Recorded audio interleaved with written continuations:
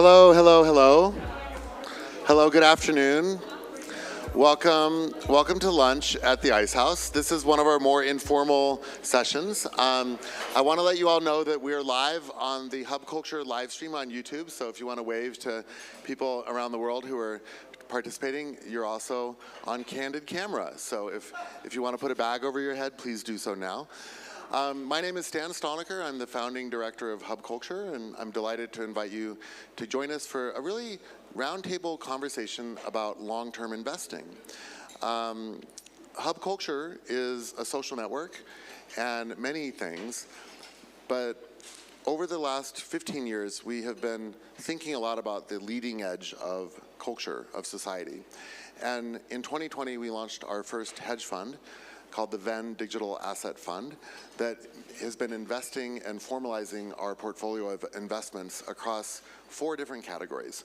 Those categories are crypto, obviously, because we started one of the first digital currencies. Space, because that's where the future of humanity lies. Climate, because we believe that's the biggest problem facing us today.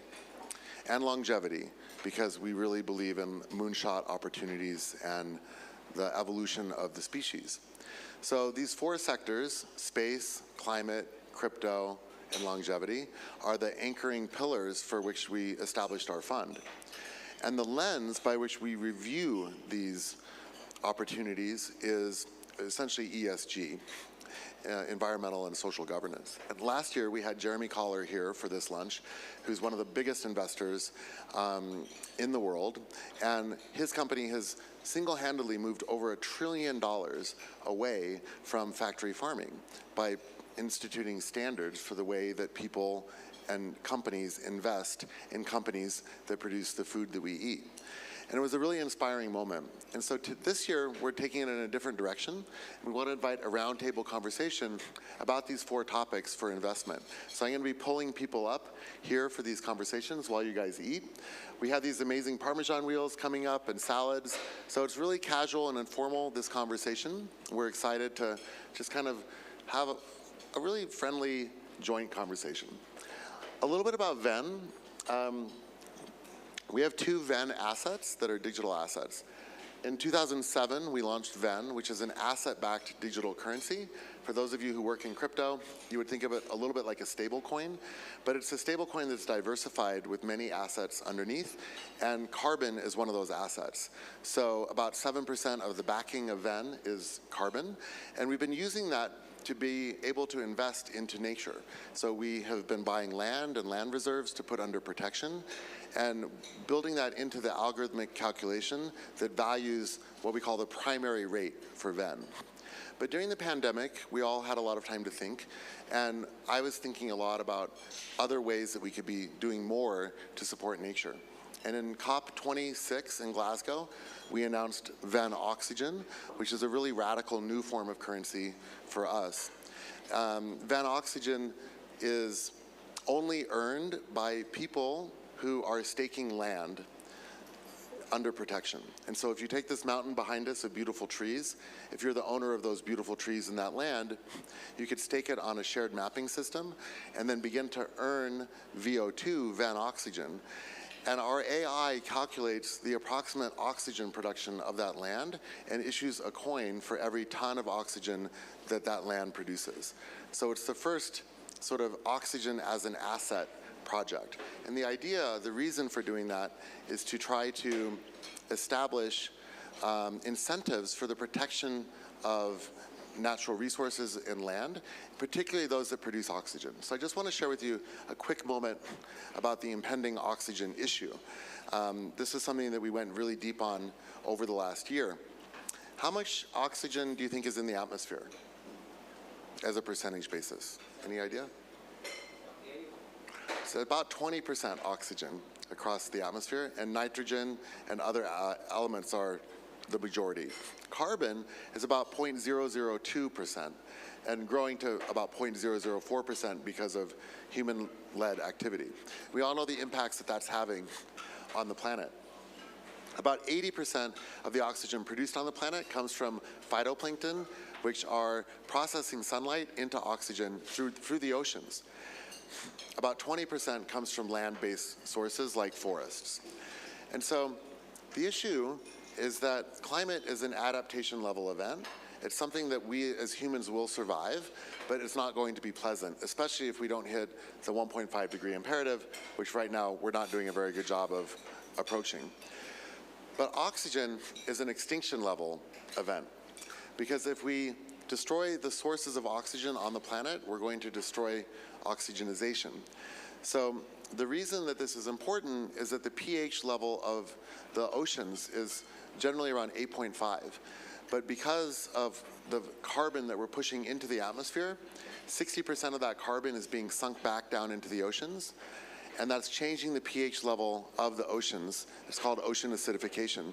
And as that ocean level of pH drops, it makes it inhospitable for phytoplankton.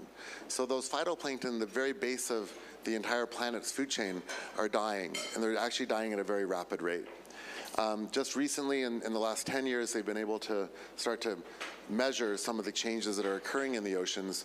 And the reality is that around the tropics in particular, where things are heating the most, the deoxygenization of the oceans due to the pH balance change in the water is causing massive die-offs. And this results in other types of activities, such as whales starving and changing their migration routes because there's not enough plankton and krill in the areas where they're supposed to be feeding. A whole range of cascading effects. But for humans, the issue is that we're starting to see declines in oxygen production at large by the planet. Now, this wouldn't be such a problem. It's like a 800 or 1,000 year problem if we weren't actually destroying the oxygen that exists through human activity. And the way that we're doing that is through pollution and other particulates in the air, that as the land heats, we convert O2, oxygen, into O3, ozone. And that actually destroys oxygen that we have existing. So we're actually seeing a double compounding effect that's beginning to point a pathway towards deoxygenization for the planet. And so because of that, we created this asset to begin to think about how we can value oxygen and change the climate conversation to include not just one side of the coin, which is carbon, but another side of the coin, which is oxygen. Okay? So that's just a little bit about what we're doing. Our fund is investing in these areas, and we'd invite you to come and have a look at venn.vc and learn a little bit more about the fund and the ways that we're investing. We've invested in about 40 companies and tokens around the world that are focused on these issues, ranging from Spacebit, which is working on the first lunar rover to the moon from the UK, to Icon, which is working on decentralized digital identity. There's a company here called Belong, which is one of our partners this week, which is working on like kind of geolocated social networks and kind of community togetherness in the form of hubs, which is very relevant for us. And Joule Bank, which is one of our ICE partners, the world's first fully crypto-regulated bank, which is using crypto rails to do stablecoin transactions across the legacy financial system. So that's just some of the things we're working on. Before we open this up to everybody, I want to invite my friend Carrie, who just sat down with her plate, to come up. We're going to have a little announcement. Do we have another mic? Thanks. We're going to have a little reveal for you guys. And we want to tell you a little story about something that we're doing on the longevity front. Hi, everyone. Nice to meet you. Carrie Miller. I've known Stan, I think, from 2015 at Burning Man, where it was the first time that I walked away from a conversation where I felt that I was so behind the curve on cryptocurrency and space, hearing about Venn and investing in outer space, etc. Today, I'm the general partner of Overton Venture Capital. We're a seed-focused fund focused on consumer tech, future of work. And then outside of the fund, I'm also leaning in very heavily to Web3, metaverse, and many things that we're all at Davos to do to connect about the future. So Stan and I, we've been friends for a while. We're always talking about various things and ideas that we have. And last year, in the middle of COVID, I was giving Stan an update on what had transpired with me in life personally, and was going down the route. I haven't met my life partner, and I've always wanted children. I've always wanted a family, and I've been very fortunate that I have several incredible mentors and girlfriends who had gone through the path of going down the route of locating the sperm for their eggs. And it's a really convoluted process. There's a lot of corruption in it that exists today with the idea of kind of matching and finding. And not only that, there's a huge population of individuals who are single, men and women, who are looking for it. There's also, and the rates are rising, 25% of women are infertile.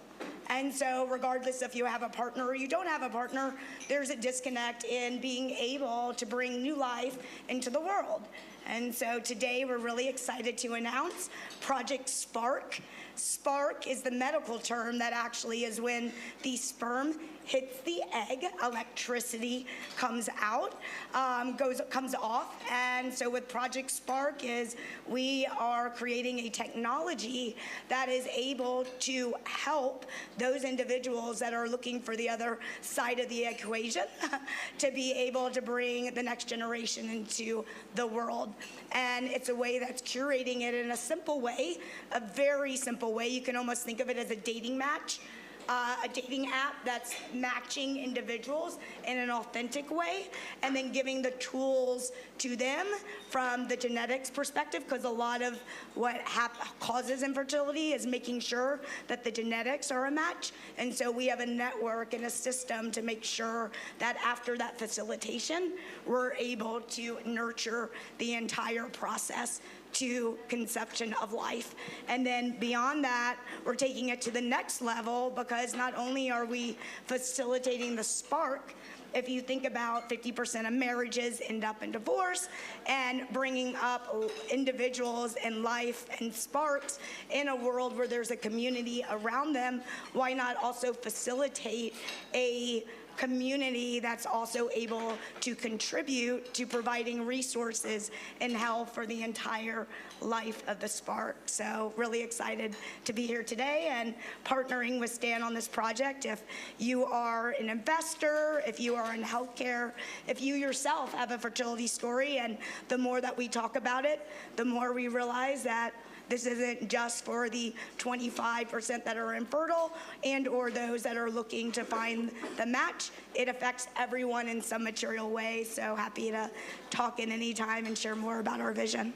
And so we're the two founders, and this is the first time we've revealed this project publicly. So it's great to be doing this together. And incredible to be partnering with a thought leader in all of these spaces. Thank you, Carrie. Thank you. So, I'm excited about Spark.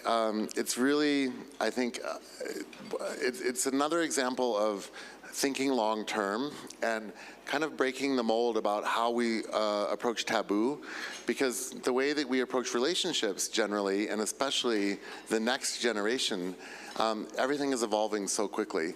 And some of the estimates, Carrie touched on this 25% infertility rate, but some of the estimates are that by 2030 we could be seeing as much as 40% infertility across the population. So we need to start thinking about ways that we can just help people to solve this problem. And it's a kind of a silent problem for a lot of people. And I think for our generation, for those of us who are Gen Xers, we're really the first generation where women were encouraged to go out and build their career and build an equal life in the professional world. But we're only now just seeing the consequences of that with regard to family. And so I think we all have a lot of friends who are in this position, especially if you're in your 30s or 40s. And I think it's going to be a great opportunity for a lot of us to work together to kind of think about how we do this. The service is also going to be looking at kind of sliding custody, where you'll be able to decide early on, before you even match, how much involvement you want. So if you want to be anonymous, you could be anonymous. If you want to be known but not involved, you could be known but not involved. If you want to have 50-50 custody, you could do 50-50 custody. You'll have a sliding gradient for how you want to approach it across many different metrics. And it's an experiment. We'll see how it goes, but we're excited about it. So that's Spark, and that's one of our new projects on the longevity front. So I'd like to open it up. Where's Crypto Mondays? Is it Bruno? Yeah, do you want to come up and talk about what you guys are focused on and what you're seeing on the Crypto Mondays front? We just met. Another partner of mine. Okay, thanks, Dan. So my name's Lou Kerner, and I describe myself as on June 29th, 2017, I saw the crypto light. And what I saw was, for the first time in history, we had a tool set to solve for the community instead of the man in the middle. And I was of the belief that that was going to be the biggest thing to happen in human history. And in part I'd come to that because I'd spent a lot of time thinking about community. So from 2003 to 2006, I ran a company called Bolt. And we were the largest social network in the world before MySpace blew by us. We peaked at about 23 million kids. And so we really were a community. And growing the community, engaging a community was something I thought deeply about. And then, during that time too, I invested. I acquired 9 companies. First person called Zuckerberg offered to buy Facebook a month after he launched. And now I go around and talk a lot about community and even defining community. Right? I mean, we're talking a lot about community now, but what does community even mean? How would you describe community? Hub culture. I'll keep it short on that.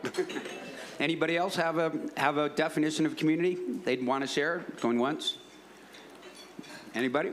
Okay, well, culture is obviously an element of it, but I think when you distill it down for me, and you distill it down and you distill it down, what community is it's an ecosystem where when it works, everyone gets more out of it than they give. And that's really magical. And I think every crypto project to some degree is trying to accomplish that. And so, given my belief in community, I started, I'd been a long-time investor in Meetup. And the CEO kept on saying, when are you going to start one? When are you going to start one? So I started one, and they're magical. The people you want to show up just show up. And when I got into crypto, I started something called Crypto Mondays. We started it on January 28th, 2018, which was the peak market cap day for 2 years. Obviously, we didn't know it at the time. We had 300 people at the first one, 350 people, and 3 TV crews at the second one in New York City. And we decided that, and the simple idea behind it was to get people together as passionate as me. I just wanted to hang out with other people as passionate as me about crypto. And after the second one, we decided to blow it out around the world. And I was just in Lisbon last Monday for the 77th city to launch a Crypto Mondays. And the most amazing thing for me, or one of the many amazing things, is for the people in those cities who have figured out how to have a successful Crypto Mondays. It's totally changed their lives. They've all been overwhelmed by when they've given to the community, how the community has taken that, multiplied it, and given it back. Fantastic. Okay, guys, we want you to be able to connect and engage over lunch. Yeah, and actually, there's the Crypto Mondays, not to compete with your programming here, which is awesome. This actually brings up a very good point about, I think the Web3 world especially is all about collaboration and finding points of collaboration. So, I like to say there are no competitors in Web3. Exactly. I totally agree with that. Why fight over, right now it's so tiny, it's just crumbs. Let's work together, bake a cake, and then we can fight over slices. But or just make more cake. There you go. But 6 o'clock tonight at Promenade 64, so down the street just a little bit, is Crypto Mondays Davos, and it features at 7:15 a fireside chat with Brad Garlinghouse, CEO of Ripple. Sure to be a super interesting conversation. Thanks, Dan. Thank you. Great. And on that note, 4 o'clock here, we're doing a session on crypto banking with Joule, one of our partners. I want to take a minute to tell you about Joule, which is another Venn portfolio investment, and then we're going to give you guys a task for your table. Joule is the world's first crypto bank. It's just received full regulatory status from the country of Bermuda, which is also where we are based. We were the first real technology company in the sort of social networking, digital currency space in Bermuda, and we've worked really hard to help build ecosystem there with regulatory frameworks that have driven a lot of the crypto world to set up operations there. So we're big fans and friends of Bermuda, and Joule is a new global bank being established there, the first bank in 50 years in Bermuda to gain regulatory clearance to operate. And they're just closing their next round right now. It's a $50 million round. And they have about $1 billion of deposits lined up for their launch, which is coming in just a few weeks. So if any of you want to talk to Joule, come at 4 o'clock for that discussion and a cocktail following at 5:30. Now what I'm going to ask you guys to do is a little bit of a task. So we want you to get to know your tables and to get to know the people in the room. So we're not going to talk at you the whole time. But I'm going to assign you guys each a subject, and then we'd love to come back in about 10 minutes, 15 minutes with a quick word on either an idea or a company that's in the space, okay? So I'm going to assign you guys longevity. I'm going to assign Carrie's table crypto. Let's go with this table on space. We'll go to this table on climate. We'll go back to this company, or this table on longevity, this table on crypto, and we'll go back. Do you guys want space or climate? Climate. We'll give you climate. So the idea here is to come in and just have a conversation, and we either want to see a spark or we want to see a company that you can share with the rest of the group to think about long-term investments, okay? And we'll just pop around at the end with a quick word from each of the tables. I want to take a quick moment also to introduce Maren Altman, who's over here. She's our new social media team member. Maren is at the intersection. Come up, Maren. I'm going to make her co-facilitate this with me on the way back. So Maren and I met at Satoshi Roundtable, which is a really well-known conversation that happens with some of the biggest leaders in crypto. I think Maren, who's 21, graduated from NYU just a couple of years ago, maybe not 21. 23 now. I guess I've known you since you're 21. But she's a great example to me of like how fast you can blow up and how amazing you can just be your authentic self. The reason we brought Maren to Davos this year to be on our team was that I find her to be one of the most authentically confident people I've met in a long time. And I think she really has a lot of evolution because she's so young, but she's also completely blown up in the world of TikTok and Instagram, doing her own thing. And she's kind of the leading authority on the Bitcoin and Ethereum astrology chart, because she mixes the astrology world with the crypto world. So can you just tell us like a 3-minute story of how you got to where you are and what you're doing now? And then we'll move to this table conversation. I know. Yeah, so I'm Maren. For those who don't know, I am mainly on TikTok, but I also exist in real life. And I got into crypto accidentally 2 years ago when I was graduating from NYU with a background in philosophy and decided that it's a good time to open up a bank account and decide how I should keep track of my money. I have no background in finance. Like I said, I grew up doing acting, then switched over to philosophy while at NYU, and thought that that's what I would do, would go into academia. But upon the March 2020 crash, which was my entry, and learning that the way I think about markets is energy inflows and outflows, a lot like alchemy, and understanding how to curate that and grow that in a sustainable rate. So on an ethical level and on a philosophical level, I was very interested in finance. And I found that a lot of the euphemisms were unnecessary and that it's basic energetic management and transfer in a lot of ways in what we're doing and what we're building here. And I also have a background, lifelong interest in astrology, not really personality-based, but tracking world events and cycles. If you're familiar with the work of Richard Tarnas, with Cosmos and Psyche, and his work of documenting political movements, historical cycles, that's what I was really focused on when I found crypto at the same time and began practicing financial astrology. So all correlation, not causation. You can be in my comments calling me an idiot for saying that Mars is making something happen, but it's not. It's correlation, not causation. So don't shoot the same person. Basically, TA is the same thing. You're looking at correlation and patterns and trading based on it, and I use both. But over 2020, as the bull run took off, I was also making TikToks, and no one cared at first, and then all of a sudden Bitcoin hit 20K. I talked about Doge, and it was a pretty insane series of events to get me from filming alone in my room, talking about these things, and my entries, my exits, what I was doing in crypto and focused on, to being here today, being a new founder as well, and being able to really amazingly be here with Hub and Stan, who's also someone just I really admire for using this platform and this new emerging industry for good and pioneering the way that we can really use these tools to support who I'm also often dealing with, which is young retail, who doesn't know anything about finance. Crypto might be their first entry, and in a lot of ways that's amazing. Some ways it's scary, and I think that those of us who have that impact, it's an opportunity like none other. So thank you here, everyone here, for being here today with me, and I'm excited to keep doing work with Stand and Hub. Yeah, and I'm really happy to announce Marin's just done the first round of investment for her fund.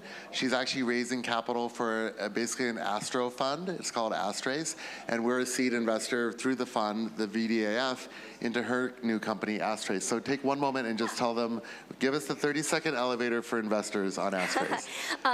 I was deciding, do I want to make a fund, do I want to make a project? And accidentally, again, just happened to combine the two into a platform that will use astrology and an algorithm to do what I do on chain. So take planetary data, essentially it's all an API, it's all mathematical and geometric, and then execute trades based on it. So a bot and an algorithm would do the support and resistance levels that I'm used to using myself to hit targets, entries, and exits.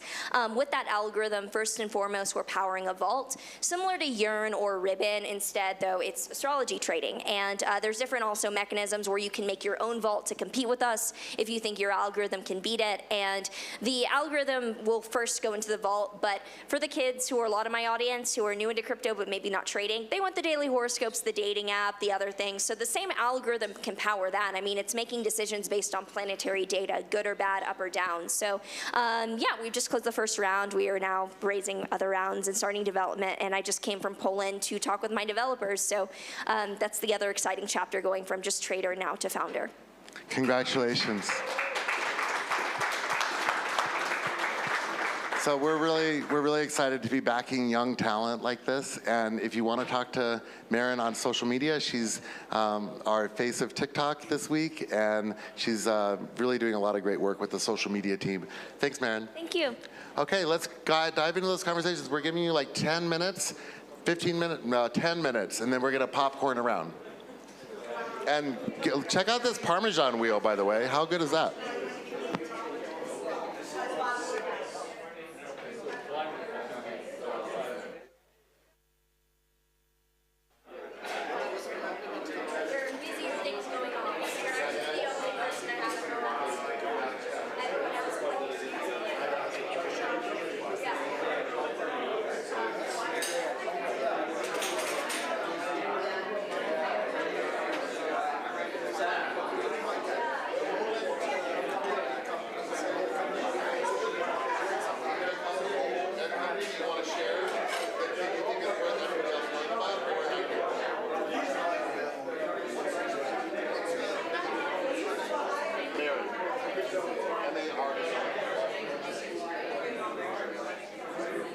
I just want to be sure you guys got it, right? It's either an existing company or an idea.